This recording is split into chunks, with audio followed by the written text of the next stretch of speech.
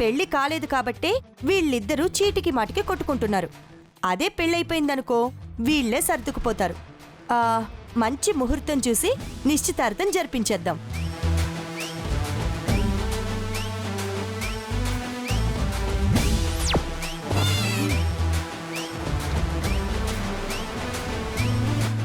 Aunty aunty aunty, ఏమైంది?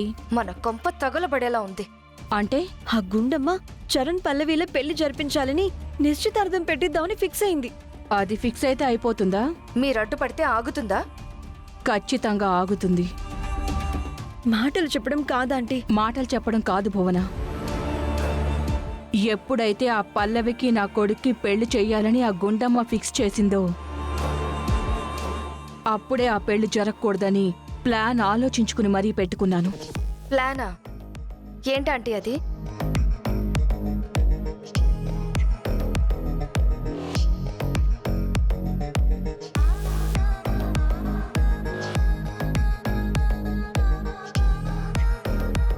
అది super aunty. ఈ ప్లాన్ ని గనక కరెక్ట్ గా ఇంప్లిమెంట్ చేస్తే ఎవరు ముందుకొచ్చి ఎంత సపోర్ట్ చేసినా నిశ్చితార్థం పెళ్లి అనే మాటలు చరణ్ పల్లవి లైఫ్ లోనే ఉండవు.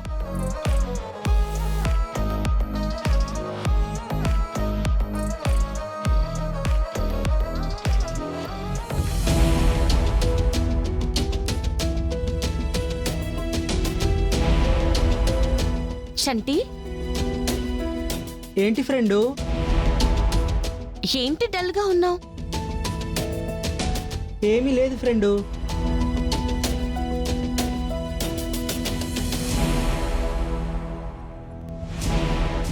ఏ నాతో చెప్పకూడదా? చెప్పుకోవడానికి ఏముంది ఫ్రెండు? అక్షిత కోసమే ఆలోచిస్తున్నా.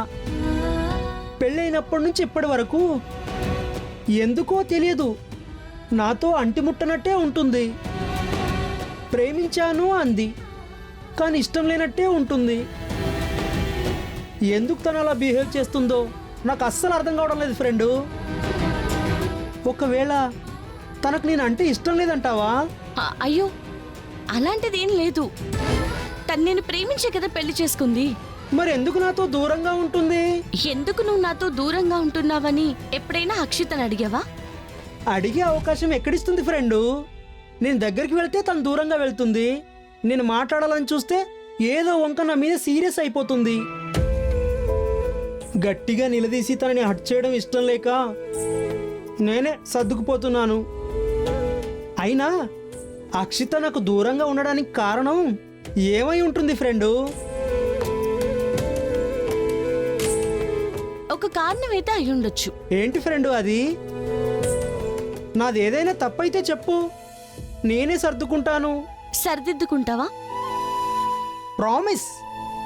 అక్షిత అంటే నాకు ప్రాణమని నీకు తెలుసు కదా ఫ్రెండు. సరే, మీ పెళ్ళైనప్పటి నుంచి ఇప్పటి వరకు అక్షితకి ఏదైనా గిఫ్ట్ ఇవ్వడం కానీ స్వీట్స్ లాంటివి తేవడం కానీ ఏమైనా చేసావా? స్వీట్స్ అంటే 1-2 సార్లు తెచ్చాను. స్వీట్స్ తెచ్చావంటే నువ్వు తినడానికి తెచ్చుకొని ఉంటావు అనుకొని ఉంటుంది. పోనీ ఎప్పుడైనా మల్లెపూలు తెచ్చిచ్చావా? పువ్వులు నేను పెట్టుకోను కదా.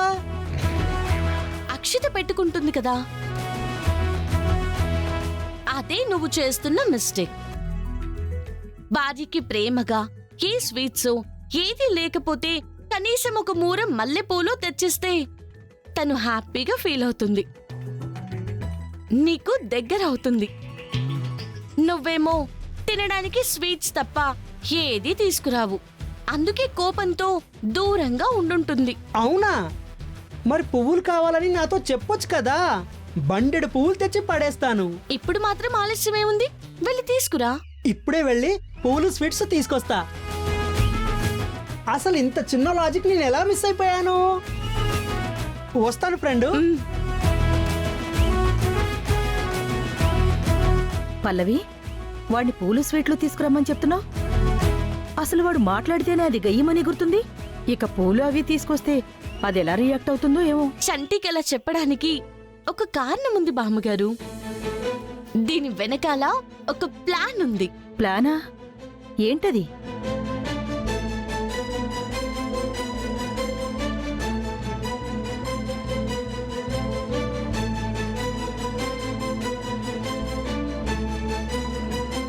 అద్ది.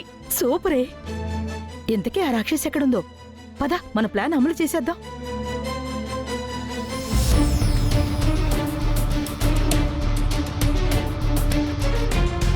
ఇదిగో ఇక్కడే ఉంది. స్టార్ట్ చేయండి. ఇదిగో పల్లవి, నీకొక రహస్యం చెప్పాలే. రహస్యమా? ఏంటి బామ్మగారు? ఇది ఇప్పటి వరకు నాకు పోయిన మా ఆయనకి తప్ప ఈ ఇంట్లో ఎవ్వరికీ తెలియని రహస్యమే.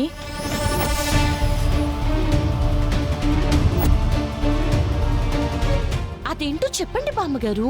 నువ్వు చరణ్ని తొందరగా పెళ్లి చేసుకుని పిల్లల్ని కనవే. పిల్లలా? అవునే, నువ్వు గాని తొందరగా పిల్లోడున్నా కన్నావనుకో, వాళ్లే మొదటి వారసులవుతారు కదా. అలా పుట్టిన మొదటి వారసుడికి 100 కోట్ల ఆస్తొస్తుంది.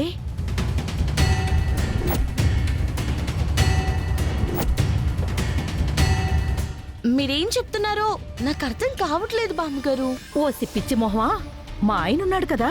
పోయారన్నారు కదా. ఆయన ఏం చేశాడంటే, ఈ ఆస్తిలో 100 కోట్ల ప్రాపర్టీని మొదట పుట్టే మునిమనవడికే చెందాలని వీల్నామా రాశారే. నా కొడుక్కు గాని, నా మనవళ్ళకి గాని, ముఖ్యంగా నా కోడలికి గాని ఎవ్వరికీ తెలీదు. బామ్మగారు, చంటికి అక్షితకి పెళ్ళైపోయింది కదా. పొరపాటున వాళ్ళిద్దరూ కలిసి ముందు వాళ్ళకి పిల్లలు పుడితే? వాళ్ళకు పుడితే ఆ 100 కోట్ల ఆస్తి వాళ్ళకే పోతుంది. అందుకే చెప్తున్నాను, నాకు వాళ్ళకివ్వడం అస్సలిష్టం లేదు.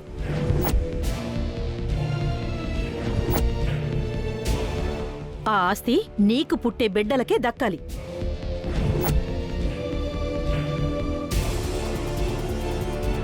అందుకే తొందరగా నా మనవడితో తాళి కట్టించుకుని హడావుడిగా అయినా సరే పిల్లలు కనీవే. సరే బామ్మగారు, ఇప్పుడు మీరు చెప్తున్నారు కదా, తాతగారి కోరిక తీర్చడం కోసమైనా నేను ఆయన్ని తొందరగా పెళ్లి చేసుకుని పిల్లల్ని కనేస్తాను. ఆ 100 కోట్ల ఆస్తిని నేనే తీసుకుంటాను.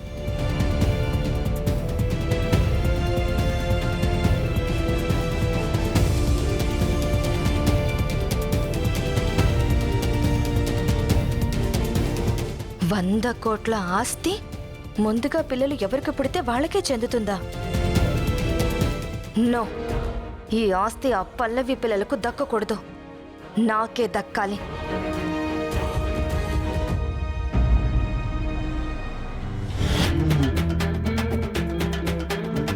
ఈ వెధవి ఇంకా రాలేదేంటి?